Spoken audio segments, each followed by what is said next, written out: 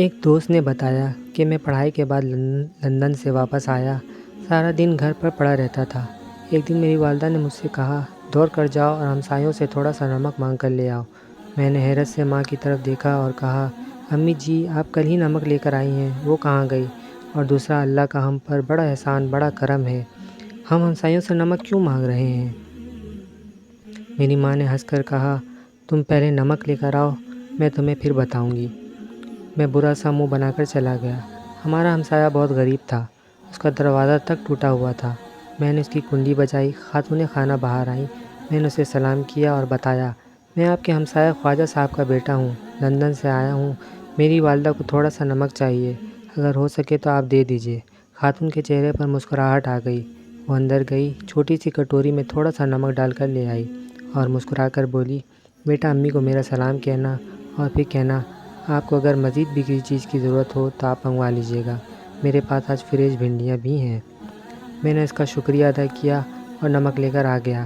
میری والدہ اس سے بہت ناراض تھا، مجھے نمک مانگتے ہوئے بڑی شرم آئی تھی۔ میری والدہ نے مجھے دیکھ کر کہکا لگایا اور میرے سر پر ہاتھ پھیر کر بولی، بیٹا یہ لوگ غریب ہیں، یہ روز مجھ سے کھانے کی کوئی نہ کوئی چیز مانگتے ہیں۔ ان کے بچے شروع میں جب ہمارے بیل بجاتے تھے تو مجھے ان کی آنکھوں میں شرمندگی اور بے عزتی محسوس ہوتی تھی۔ میں نے انہیں شرمندگی سے نکالنے کے لیے یہ طریقہ ایجاد کیا ہے، میں ہر دوسرے دن ان سے کوئی نہ کوئی چیز مانگتی رہتی ہوں، کبھی نمک مانگ لیتی ہوں، کبھی مرچ کے لیے کسی کو بھجوا دیتی ہوں اور کبھی دوپٹہ، چادر یا بالٹی مانگ لیتی ہوں۔ میرے مانگنے کی وجہ سے یہ کمفرٹیبل ہو جاتے ہیں اور ان کو جو بھی چیز چاہیے ہوتی ہے یہ ہم سے بے دھڑک لے لیتے ہیں۔ یہ سن کر میری آنکھوں میں آنسو آ گئے۔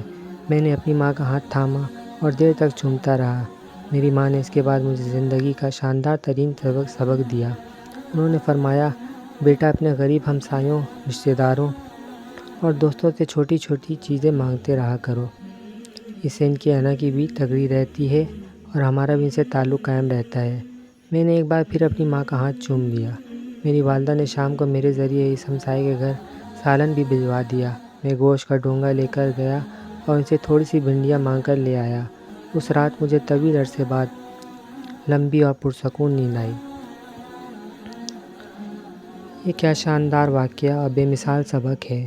میں نے جب یہ سنا تو میرے سامنے بھی درجنوں واقعات کھل گئے۔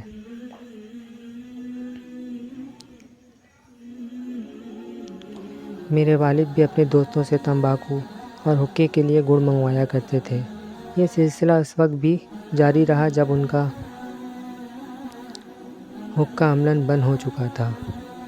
ہمارے گھر میں 10-15 کلو تمباکو ہر وقت رہتا تھا، مگر وہ اس کے باوجود مزید منگواتے رہتے تھے۔ میں نے ایک دن ان سے اس عجیب و غریب شوق کے بارے میں پوچھا تو انہوں نے ہنس کر جواب دیا، میرے دوست بوڑھے ہو چکے ہیں، یہ اکیلے بھی ہیں اور یہ زندگی کی دوڑ میں پیچھے بھی رہ گئے ہیں۔ مجھے تمباکو پہنچانا ان کی زندگی کی واحد ایکٹیویٹی ہے۔ میں انہیں فون کر کر فرمائش کرتا ہوں تو یہ خوش ہو جاتے ہیں۔ یہ اس بہانے اسلام آباد آتے ہیں، میں انہیں ڈاکٹروں کو دکھا دیتا ہوں، 2-3 دن ان کی خدمت کرتا ہوں، واپسی پر انہیں جوتے اور کپڑے بھی لے کر دیتا ہوں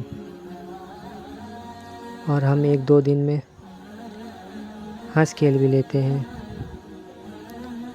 مجھے اس وقت والد کی منطق سمجھ نہیں آئی تھی، لیکن جب میں نے نمک کا واقعہ سنا تو مجھے والد، تمباکو اور ان کے سارے پینڈو دوست یاد آ گئے اور پھر میں دیر تک سوچتا رہا، ہمارے بزرگ نسل کتنی شاندار اور وسیع القلب تھے،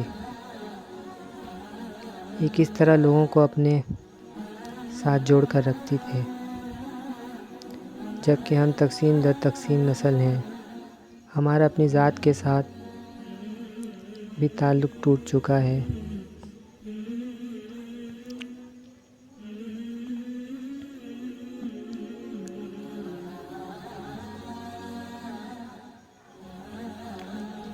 لاہور میں میرے ایک دوست رہتے تھے، اللہ تعالیٰ انہیں جوار رحمت میں جگہ دے۔ میں جب بھی ان سے ملنے جاتا تھا وہ کسی نہ کسی ریستوران میں دعوت کرتے تھے، 10 15 20 لوگوں کو انوائٹ کرتے تھے، اور آخر میں بل ہمیشہ اپنے کسی نہ کسی غریب دوست سے دلاتے تھے۔ مجھے ان کی حرکت بہت بری لگتی تھی۔ میں سوچتا تھا یہ کیا چول حرکت ہے۔ وہ بیچارے ہمارے سامنے موٹر سائیکل یا رکشے پر آیا اور شاہ صاحب نے اسے 10 15 ہزار روپے کا بل ٹھوک دیا۔ اللہ تعالیٰ نے انہیں انتہائی خوشحال بنا رکھا ہے، انہیں کم از کم یہ چاول نہیں مارنی چاہیے۔ میں کئی برس تک شاہ صاحب کے اس حرکت پر کڑتا رہا، لیکن پھر ایک دن شاہ صاحب پکڑے گئے۔ میں واش روم میں تھا، شاہ صاحب بھی اپنے غریب دوست کو پکڑ کر واش روم میں لے گئے۔ وہ دونوں نہیں جانتے تھے میں اندر ان کی گفتگو سن رہا ہوں۔ شاہ صاحب نے اپنے غریب دوست کی تھوڑی کو ہاتھ لگایا اور اس سے کہا، یار حماد، باہر میرے دوست ہیں، یہ مجھے بل نہیں دینے دیں گے، تم یہ پیسے رکھو اور جب ویٹر بل لائے تو تم بل پکڑ کر زبردستی ادا کر دینا۔ اگر میرے دوست ضد کریں گے تو میں ان سے کہوں گا یہ دعوت حماد کی طرف سے تھی، لہٰذا بل یہی دے گا، پلیز میرا پردہ رکھنا۔ حماد نے آہستہ آواز میں سرگوشی کی، شاہ جی آپ پیسے رہنے دیں، بل میں دے دوں گا۔ شاہ صاحب نے دوبارہ اس کی تھوڑی کو ہاتھ لگایا اور منت کے لہجے میں کہا، حماد پلیز تم یہ رقم ادھار سمجھ کر رکھ لو، لیکن بل اسی سے ادا کرو، اور اس کے ساتھ ہی رقم اس کی جیب میں ڈال دی۔ وہ دونوں واش روم سے نکل گئے تو میں بھی آنکھیں صاف کرتا ہوا باہر آ گیا۔ دعوت کے آخر میں جب بل آیا تو سب نے اونچی آواز میں کہنا شروع کر دیا، میں دوں گا، میں دوں گا، لیکن شاہ صاحب نے حسب عادت اونچی آواز میں کہا، یہ بل حماد دے گا، یہ چودھری صاحب سے ملنا چاہتا تھا، لہٰذا اسے اب اس ملاقات کی قیمت بھی ادا کرنی پڑے گی۔ اور ساتھ ہی حماد نے بل پکڑ لیا۔ میں نے یہ واقعہ بعد ازاں بے شمار لوگوں کو سنایا اور ہر بار ان سے درخواست کی، آپ جب بھی اپنے پرانے اور بچپن کے دوستوں سے ملیں شاندار کھانا منگوائیں، اور جب بل کی باری آئے تو بل اٹھا کر اپنے سب سے غریب دوست کے حوالے کر دیں، اور ساتھ ہی میز کے نیچے سے اسے رقم پکڑا دیں، اس سے اس کا بھرم بھی رہ جائے گا، دوستوں میں اس کی عزت اور بڑھ جائے گی، اور آپ کا اس کے ساتھ تعلق بھی گہرا ہو جائے گا۔ یہ واقعات سن کر میرے چند جاننے والوں نے دوستوں سے مانگتے رہو کے نام سے ایک چھوٹا سا گروپ بنا لیا ہے۔ اس گروپ کے لوگ اپنے غریب رشتہ داروں اور دوستوں سے کچھ نہ کچھ مانگتے رہتے ہیں۔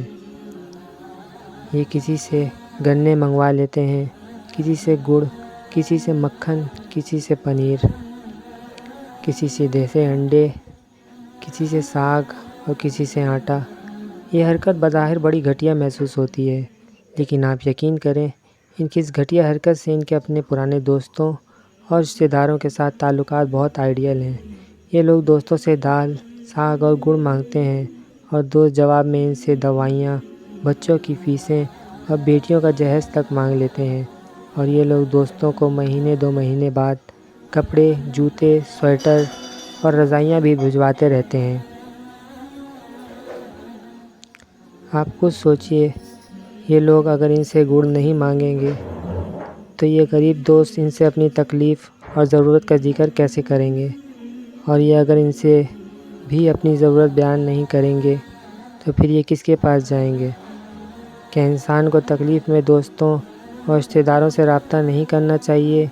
دوسری چیز، آپ لوگ اپنے ہمسایوں سے بھی کچھ نہ کچھ مانگتے رہا کریں، اس سے آپ کے تعلقات دیواروں تک محدود نہیں رہیں گے، یہ صحن اور ڈرائنگ روم تک چلے جائیں گے۔ لیکن اس کے لیے ایک بات کا خاص خیال رکھیں۔ بزرگوں کی پرانی روایت تھی، ہماری دادیاں اور نانیاں دوسروں کا برتن خالی واپس نہیں بھجواتی تھیں۔ اگر ایک گھر سے سالن آتا تھا تو واپسی پر اس برتن میں حلوہ یا میوہ جاتا تھا۔ آپ بھی ہمسائیوں سے مانگیں اور واپسی پر اس برتن میں زیادہ بڑی اور شاندار چیزیں بھجوائیں۔ اس سے آپ کے تعلقات میں بھی اضافہ ہوگا اور اجنبیت کی دیواریں بھی گر جائیں گی۔ اور آخری بات، آپ کو جب بھی کوئی شخص کھانے کی چیز بھجوائے تو لوگوں کے درمیان اس کی جی بھر کر تعریف کریں۔ یہ یاد رکھیں، ہم انسانوں کی فطرت ہے، ہم ہمیشہ دوسروں سے کھانے کی چیز کی تعریف چاہتے ہیں۔ آپ ذرا یاد کریں، لوگوں نے جب بھی آپ کے کھانے کی تعریف کی تو آپ کو کیسا لگا تھا؟ آپ کو اگر اچھا لگا تھا تو آپ بھی یہ کر کے دیکھیں، دوسروں کو بھی بہت اچھا لگے گا۔ اور یہ بھی یاد رکھیں، ہم سماجی جانور ہیں، ہم دوسروں سے کٹ کر نہیں رہ سکتے۔ ہماری خوشیاں دوسروں کے دلوں سے نکلتی ہیں، لہٰذا لوگوں سے رابطے میں رہا کریں، خوش رہیں گے، ورنہ اپنی ہی ذات میں قید تنہائی کا شکار ہو کر گھٹ گھٹ کر فوت ہو جائیں گے۔ اللہ کریم ہم سب کے لیے عمل کرنا آسان فرمائے، آمین۔ سلامت رہیں، خوش رہیں، خوشیاں بانٹیں۔ جزاکم اللہ خیرا کثیرا فی الدارین۔ میرے پیارے ناظرین، اگر آپ کو میری یہ ویڈیو اچھی لگی اور آپ کے دل پر ایک گہرا سبق چھوڑ گئی تو مہربانی کر کے ویڈیو کو لائک ضرور کریں اور سبسکرائب بھی کریں تاکہ میری نئی آنے والی تمام ویڈیو آپ تک بر وقت پہنچتی رہے۔